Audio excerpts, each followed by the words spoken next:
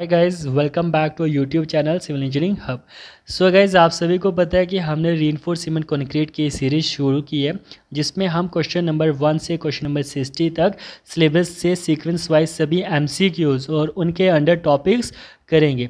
इस सीरीज़ को शुरू करते हुए हमने क्वेश्चन नंबर 1 से लेकर क्वेश्चन नंबर 30 तक पार्ट 1 और पार्ट 2 वीडियो में डाले हैं, जिनके लिंक्स मैंने डिस्क्रिप्शन में दे रखे हैं। तो गाइज़, आज हम पार्ट 3 करेंगे, जिसमें क्वेश्चन 31 से लेकर क्वेश्चन 45 तक करेंगे। सो गाइस, क्वेश्चन नंबर 31 देखिए, ज़्यादा टाइम वेस्ट नहीं करेंगे। Tension bars in the cantilever beam must be anchored in the support up to. जो हमारे कैंटिलीवर बीम है, उसमें जो टेंशन बार है वो सपोर्ट के अंदर कितनी लेंथ का डालना हमें चाहिए। तो गाइज, डेवलपमेंट लेंथ के बराबर याद रखिए। देखिए, ये हमारा कैंटिलीवर बीम है, सॉरी ये बीम है, ये सपोर्ट है। तो यहाँ से अंदर कैंटिलीवर बार में जो बीम में जो ये हमारा टेंशन बार है, ये कितना अंदर जाना चाहिए, तो it must be equal to development length. इसको हम एंकरेज लेंथ भी कहते हैं। And as per limit state method development length निकालने का फॉर्मूला क्या होता है? 0.87 टाइम्स ऑफ FY5, मतलब dia bar divided by 4 times tau BD। इसके अलावा गाइज, एक और इम्पॉर्टेंट नोट है यहाँ पे। देखिए, मैं आपको दूसरे क्वेश्चन में इसके बारे में बताऊंगा। देखिए, radius of a bar bend to form a hook should not less than. जब हम हुक बनाते हैं, जैसे हमारा 90 डिग्री का हुक है, 180 डिग्री का हुक है, जो भी हुक है, उसमें जो रेडियस होता है बार बेंड का, वो किस वैल्यू से कम नहीं होना चाहिए। याद रखिए, मैं नीचे डायग्राम में भी दिखाता हूँ। माइल्ड स्टील के लिए 2 टाइम्स डाया बार से कम नहीं होना चाहिए रेडियस, और HOSD के लिए 4 टाइम्स से कम नहीं होना चाहिए। कई बार डायरेक्ट MCQ में पूछते हैं। देखो question number 32, the length of straight portion of a bar beyond the end of the hook should be at least. जो हमारा स्ट्रेट पोर्शन होता है, लेंथ मतलब स्ट्रेट पोर्शन की होती है सरिये की, स्टील बार की, वो beyond the end of hook कितनी होनी चाहिए कम से कम। देखिए गाइस, सबसे पहले डायग्राम को देखिए। हमारे अलग अलग तरह के बैंड्स होते हैं। जैसे हमारा 90 डिग्री बैंड है, ये 180 डिग्री बैंड है। तो ये कह रहा है जहाँ से हुक शुरू होता है और जहाँ पे ये कर्व ख़त्म होता है, कर्व ख़त्म होने के बाद कितनी एक्स्ट्रा लेंथ होनी चाहिए। वैसे यहाँ पे देखिए, ये जो एक्स्ट्रा लेंथ है, ये मिनिमम 4 टाइम्स डाया बार होनी चाहिए, जैसा भी हमारा हुक हो। तो इसका आंसर हो जाएगा 4 टाइम्स डाया बार।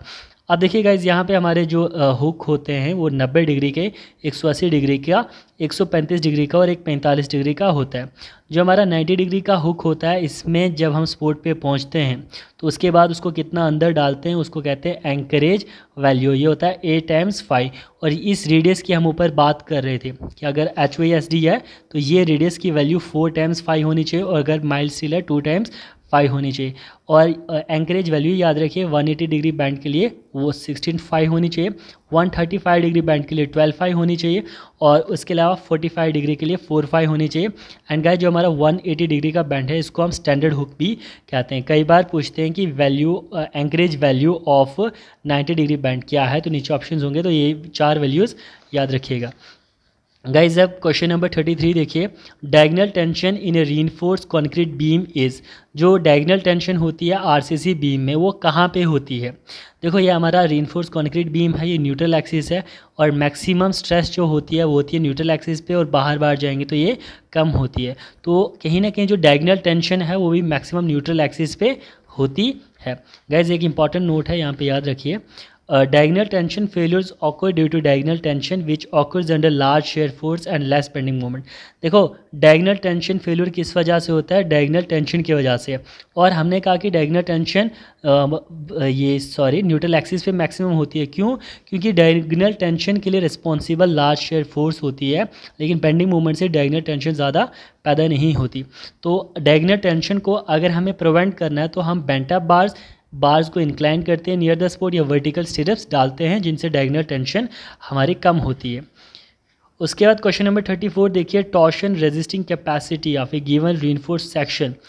जो कह रहा है कि टॉर्शन रेजिस्टिंग कैपेसिटी किसी भी बीम की या किसी भी RCC मेंबर की किस चीज़ से इंक्रीज़ होगी? Increases with the increase in stirrups and longitudinal steel. अगर हम स्टीरप्स बढ़ा देते हैं बीम में, जो हमारे वर्टिकल स्टीरप्स होते हैं, और लॉन्गिट्यूशनल स्टील बढ़ा देते हैं, तो उसकी टॉर्शनल रेजिस्टिंग कैपेसिटी बढ़ेगी। इसके अलावा गाइज याद रखिए, bottom bars under the column are extended into a interior of the footing slab to a distance greater than 45 dia from the outer edge of the column. मतलब guys जो column के नीचे हमारा सरिया होता है ना फुटिंग पे जहाँ पे रेस्ट करता है, तो फुटिंग के अंदर वो 42 टाइम्स डाया के होना चाहिए।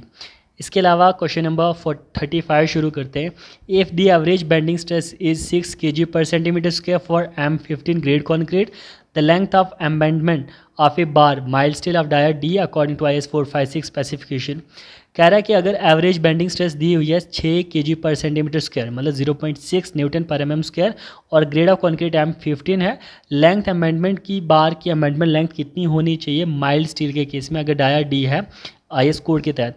देखो गाइज वर्किंग स्ट्रेस मेथड से पूछा हुआ है, तो development length working stress method से होता है sigma S pi upon 4 tau BD। तो सिग्मा एस की वैल्यू परमिजिबल स्ट्रेस स्टील के लिए, अगर हमारा जो स्टील है वो माइल्ड स्टील है उसके लिए होती है 140 newton per m square. Dia of bar upon 4 into tau BD की वैल्यू दी हुई है 0.6, तो यहाँ से 58D इसका आंसर हो जाएगा। और यहाँ से याद रखना कि अगर M15 ग्रेड है तो इसके लिए जो वैल्यू होती है बॉन्ड स्ट्रेस की वर्किंग स्ट्रेस मेथड में 6 kg पर सेंटीमीटर स्क्वायर होती है। उसके बाद देखिए गाइज क्वेश्चन नंबर 36 पूछ रहा है neutral axis of A T beam exist.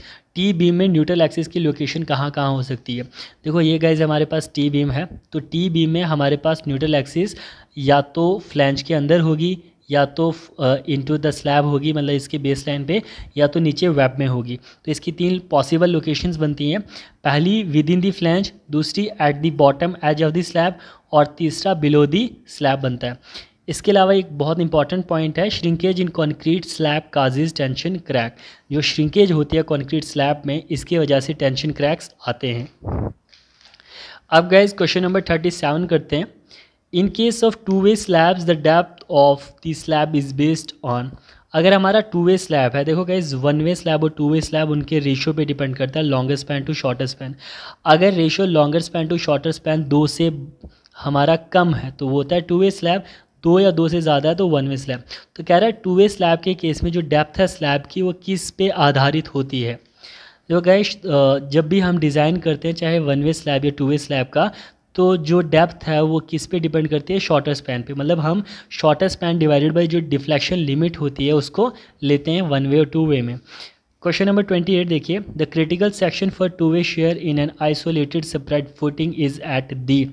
अगर हमारी आइसोलेटेड सेपरेट फुटिंग है, ठीक है, उसके लिए जो क्रिटिकल सेक्शन है 2-way शेयर के लिए, देखो फुटिंग में 2 तरह की शेयर आती है, 1-way शेयर, 2-way शेयर। तो 2-way शेयर के लिए क्रिटिकल सेक्शन कहाँ पे होगा। सबसे पहले डायग्राम को देखिए, यहाँ पे देखिए गाइज ये हमारा कॉलम है और ये इसके नीचे फुटिंग है, ये एलिवेशन है और ये हमारा उसका प्लान है। तो कॉलम के फेस से डी डिस्टेंस तक मतलब इफेक्टिव डेप्थ जो है फुटिंग की उस डिस्टेंस पे जाएंगे तो वो होता है क्रिटिकल सेक्शन 1-way शेयर के लिए।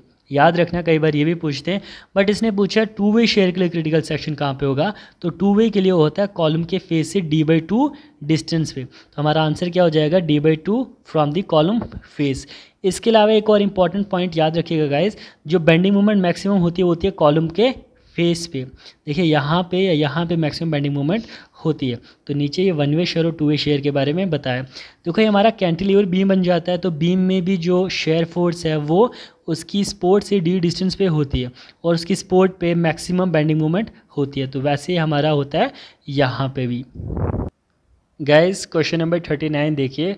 For a continuous floor slab supported on beams the ratio of and span length and intermediate span length. कह रहा है अगर कंटिन्यूस फ्लोर स्लैब है जो बीम्स पे रेस्ट कर रहा है, मतलब हमारे कॉलम्स है फिर बीम्स है उनके ऊपर स्लैब है और वो कंटिन्यूस फ्लोर स्लैब है, तो उसमें रेशियो एंड स्पैन लेंथ का और इंटरमीडिएट स्पैन लेंथ का क्या होगा। सबसे पहले कॉन्टीन्यूस स्लैब में स्पैन और इफेक्टिव डेप्थ का रेशियो जो IS कोड में स्पेसिफाइड है वो 26 है। मतलब इंटरमीडिएट स्पैन के लिए इट इज़ 26 इंटू डी। यहाँ से हम इंटरमीडिएट स्पैन निकाल सकते हैं, इफेक्टिव स्पैन इंटू 26 मतलब 26 इंटू डी। वहीं अगर हमारा एक एंड सिंपली सपोर्टेड है और दूसरा कंटिन्यूस है तो तब स्पैन और इफेक्टिव डेप्थ का रेशियो 23 होता है, जिसको हम कहते हैं एंड स्पैन 23D। तो and span divided by intermediate span का रेशियो ये पूछ रहा है, तो 23D/26D, डी कैंसिल हो जाएगा 0.89 ऑलमोस्ट 0.9। कैसे ये बहुत इंपॉर्टेंट है, कई बार डायरेक्टली पूछ देता है इसकी वैल्यू क्या होती है। अगर आपको याद होगी 0.9 आप कर सकते हैं। और इसके अलावा एंड स्पैन के लिए जो स्पैन और इफेक्टिव डेप्थ का रेशियो 23 लिया जाता है डिफ्लेक्शन कंट्रोल के लिए। अब गाइस बात करते हैं क्वेश्चन नंबर 40 की। When A slenderness ratio in A column lies between 32 to 120t, तो उस कॉलम को क्या कहेंगे? अगर किसी कॉलम में स्लेंडरनेस रेशियो 32 से 120 है, सबसे पहले स्लेंडरनेस रेशियो क्या हुआ? ये होता है ratio effective length to the least radius of gyration. तो गाइज़ यहाँ पे स्लेंडरनेस रेशियो अगर 32 से छोटा है उसको शॉर्ट या स्टॉकी कॉलम कहते हैं। वहीं यही रेशियो अगर 32 to 120 है, मीडियम और इंटरमीडिएट कॉलम। और अगर स्लेंडरनेस रेशियो 120 से ज़्यादा, लॉन्ग और स्लेंडर कॉलम। गाइज एक बात याद रखिएगा, कई बार पूछते हैं ratio of effective length to least lateral dimension of column. मान लो स्क्वायर कॉलम है तो उसकी लीस्ट लेटरल डायमेंशन उसकी साइड हो जाएगी। अगर वो रेशियो 12 से ऊपर हो तो लॉन्ग कॉलम, 12 से नीचे हो तो शॉर्ट कॉलम, अगर 12 भी हो तो शॉर्ट कॉलम। तो कई बार ये स्लेंडरनेस रेशियो और वो हमारा जो होता है effective length upon least lateral dimension वो कन्फ्यूज़ करते हैं। सो गाइज क्वेश्चन नंबर 41 देखिए, for walls columns and vertical face of all structural member the form work is generally removed after. कहता है जैसे वर्टिकल दीवारें हैं, जैसे कॉलम्स के वर्टिकल फेसेस है या कोई भी स्ट्रक्चरल मेंबर का वर्टिकल फेस है, तो उसमें से शटरिंग को हम कितने दिनों के बाद निकालना चाहिए कोड के मुताबिक। देखो इंपॉर्टेंट टेबल है, इसको आप याद रखिए। सबसे पहले टाइप ऑफ फॉर्म वर्क और उसके बाद फॉर्म वर्क को कितने वक्त बाद निकालना है। अगर आपकी साइड्स हैं वॉल्स की, कॉलम के फेस की, या कोई भी वर्टिकल मेंबर है, उसको आप 24 से 48 घंटे के बीच में उसकी शटरिंग को निकाल सकते हो। वहीं अगर हमारा स्लैब है, प्रॉप लेफ्ट अंडर स्लैब है, तो उसको 3 दिनों के बाद निकाल सकते हो। मतलब प्रॉप लेफ्ट अंडर क्या है, देसी भाषा में कहें तो जो बाली निकाली जाती है छत से ऊपर, छत की दीवार से एक्स्ट्रा स्लैब जो ऊपर है उसके नीचे वाले पोर्शन को 3 दिनों से बाद निकाल सकते हो। बीम सॉफिट, बीम के नीचे वाले पोर्शन वो 7 दिनों के बाद हम निकाल सकते हैं। उसके बाद removal of props of slab, अगर स्लैब हमारे हैं तो उनमें हम शटरिंग कितने दिनों बाद निकाल सकते हैं। अगर स्लैब की जो दोनों डायमेंशंस है 4.5 मीटर से कम है तो 7 दिनों के बाद निकाल सकते हैं, और अगर 4.5 मीटर से ज़्यादा है तो 14 दिनों के बाद। वहीं guys removal of props for beams and arches, अगर आर्क या बीम 6 मीटर तक है तो 7 दिन के बाद पूरा फॉर्म वर्क उसकी शटरिंग निकाल सकते हैं, और 6 मीटर से ज़्यादा है तो 14 दिन। मतलब मैक्सिमम अगर स्लैब या बीम्स को हम रखते हैं जो 6 मीटर से ज़्यादा के बीम्स हो और 4.5 मीटर से ज़्यादा स्लैब की डायमेंशन हो तो 14 दिन हमें रखना चाहिए। देखो कॉलम क्या होते हैं, एक ऐसा कंप्रेशन मेंबर जिसकी इफेक्टिव लेंथ एक्सीड करती है 3 टाइम्स उसकी लीस्ट लेटरल डायमेंशन के, ठीक है। और ये हमारा एप्लीकेबल है रेक्टेंगुलर और सर्कुलर कॉलम्स के लिए। अगर हमारा आई सेक्शन का कॉलम है तब ये 3 times least lateral dimension effective नहीं है, मतलब इसका यूज़ नहीं होता।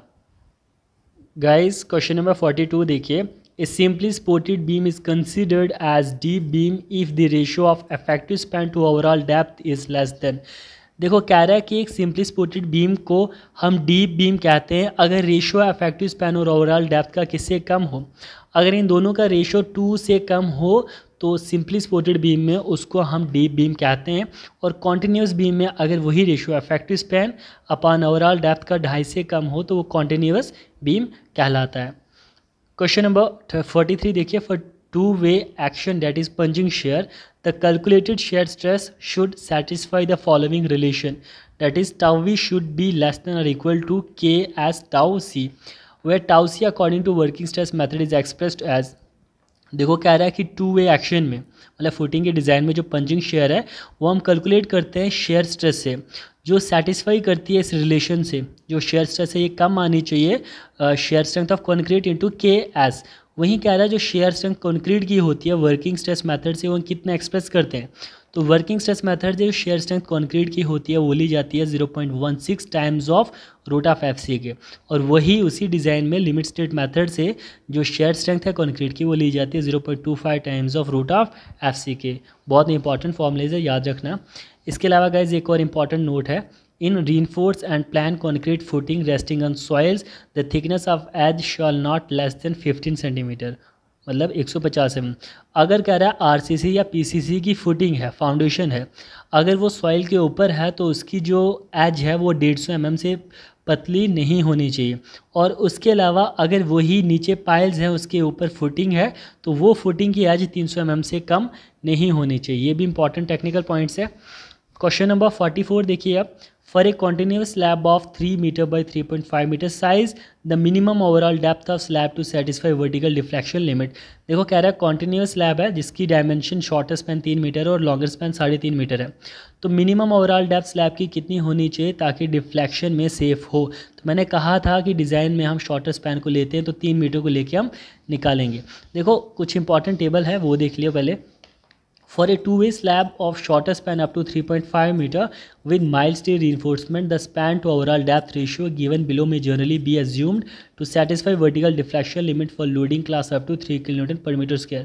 कह रहा है टू वे स्लैब में शॉर्टर स्पैन को हम लेते हैं डिज़ाइन के लिए 3.5 मीटर तक, ठीक है, और उसमें अगर माइल्ड स्टील लगा है रीइंफोर्समेंट में तो स्पैन टू ओवरऑल डेप्थ का जो रेशियो है जो एज्यूम किया जाता है ताकि वर्टिकल डिफ्लेक्शन हमारी कंट्रोल में हो, लोडिंग क्लास 3.5 किलोन्यूटन पर मीटर स्क्वायर तक। तो सिंपली सपोर्टेड स्लैब है तो इसके लिए स्पैन बाय ओवरऑल डेप्थ जो है वो 35 लिया जाता है और कॉन्टिन्यूस स्लैब में स्पैन बाय डेप्थ 40 लिया जाता है। और इसने कॉन्टिन्यूस स्लैब कहा था बट इसने ये नहीं कहा है कि माइल्ड स्टील है, तो माइल्ड भी हो सकता है, HYSD भी हो सकता है।